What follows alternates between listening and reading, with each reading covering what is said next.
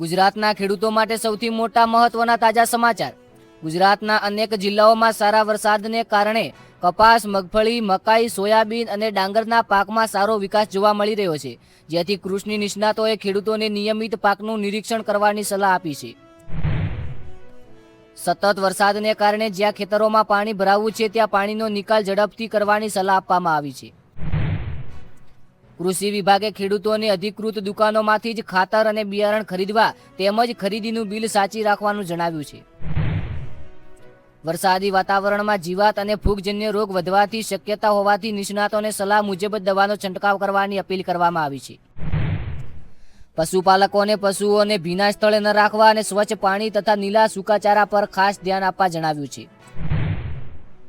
રાજ્યના કેટલાક ડેમોમાં પાણીની આવક વધતા સિંચાઈ માટે સારા સંકેત મળ્યા છે। શાકભાજી ઉગાડતા ખેડૂતોને વરસાદ વચ્ચે પાકનું ખાસ ધ્યાન રાખવાનું જણાવ્યું છે। કૃષિ વિભાગે ખેડૂતોને દૈનિક હવામાનની આગાહી જોઈને ખેતીના નિર્ણયો લેવાની સલાહ આપવામાં આવી છે। પાક વીમા સંબંધિત જરૂરી દસ્તાવેજો સમયસર તૈયાર રાખવાની સલાહ કરવામાં આવી છે।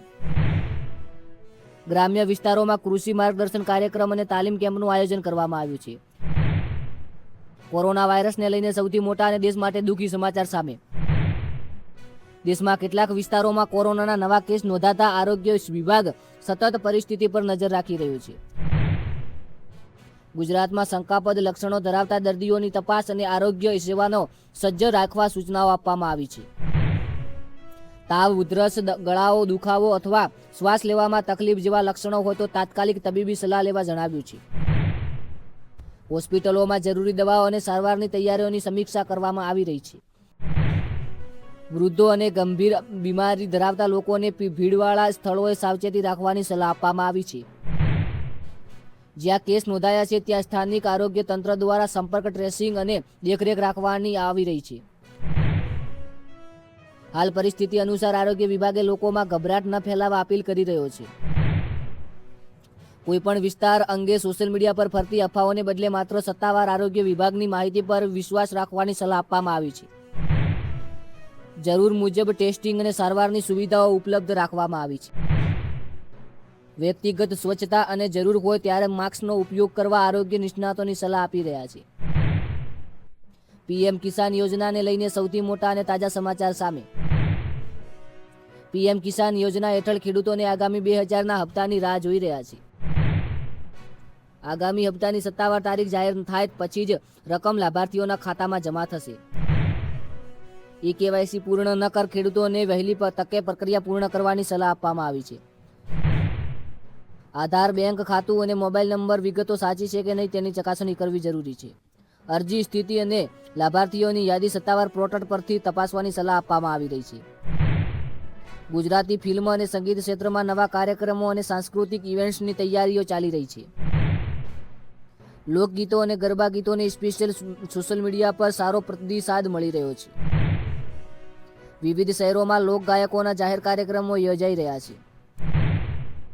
નવા ગુજરાતી સંગીતને યુવાનો તરફથી સારો પ્રતિસાદ મળી રહ્યો છે। કલાકારોના નવા પ્રોજેક્ટ અને સ્ટેજ શો અંગે ચર્ચા ચાલી રહી છે। ચૈતર વસાવાને લઈને સૌથી મોટા સમાચાર। 7 વર્ષની ચૈતર વસાવાને જેલ થતા આદિવાસી સમાજ ગુસ્સે। નરેન્દ્ર મોદી વિશે મોટા અને તાજા સમાચાર। કેન્દ્ર સરકાર કૃષિ, ઇન્ફ્રાસ્ટ્રક્ચર અને ગ્રામ વિકાસ સંબંધિત યોજનાના અમલ પર ભાર મૂકી રહી છે। ખેડૂતોને ટેકનોલોજી આધારિત ખેતી અપનાવવા માટે વિવિધ પહેલો કરવામાં આવી રહ્યા છે। ડાયરેક્ટ બેનિફિટ ટ્રાન્સફર ડીબીટી દ્વારા સરકારી સહાય ઝડપથી પહોંચાડવા પ્રયાસો ચાલુ છે। વિવિધ વિકાસ યોજનાની પ્રગતિ અંગે સમીક્ષા બેઠકો યોજાઈ રહી છે। કૃષિ ઉત્પાદન વધારવા માટે નવી યોજના પર ચર્ચા થઈ રહી છે। ગુજરાતના અનેક વિસ્તારોમાં વરસાદી માહોલ આગામી દિવસોમાં પણ યથાવત રહેવાની શક્યતા વ્યક્ત કરવામાં આવી રહી છે। કેટલાક ડેમ અને જળાશયોમાં પાણીની સપાટી વધી રહી છે। નીચાણવાળા વિસ્તારોમાં રહેતા લોકોને વરસાદ દરમિયાન સાવચેતી રાખવાનું જણાવ્યું છે। આ હતા દેશ દુનિયાના 19 જુલાઈ 2026ના સૌથી મોટા અને તાજા સમાચાર। ખાસ એ નોંધ લેવી કે આ બધા સમાચાર છે એની અમે કોઈ જાતની પુષ્ટિ કરતા નથી। બધા સમાચાર એઆઈ મોડ દ્વારા સજેશન કરેલા છે। Thank you.